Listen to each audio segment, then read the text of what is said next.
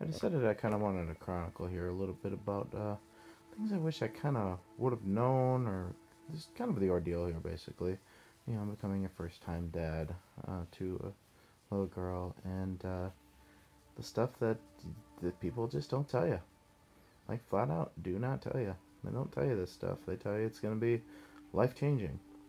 Well, for those that want to know what life changing is, basically that's where it comes down to. And I don't mind being raw and being absolutely brutally truthful, and maybe this will help somebody down the road. I could just start it out here being like, finding out you're pregnant.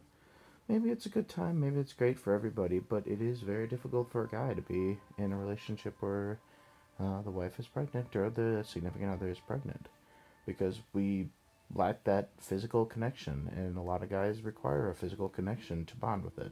So you spend a good 9 months of your life supporting something that you don't really have a lot of, you don't feel very vested in. You don't feel like it's very important or anything like that.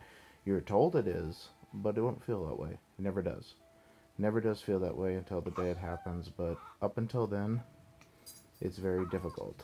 So it's one thing that I kind of understand. You feel disconnected. You don't feel like you're part of the equation, and you also feel like you're not important in the whole scenario. I Society, unfortunately, really doesn't make you feel that way. It makes you feel like you're just a secondary character in someone else's play.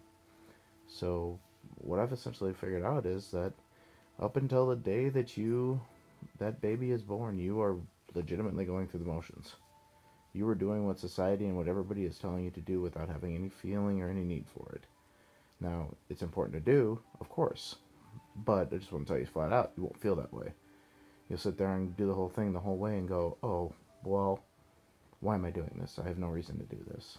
But I'm doing it because it's very important to keep up and keep supporting. I'm not saying it's not important to do, but you just won't feel that way. So it's just go through the motions. It's the only thing I can say.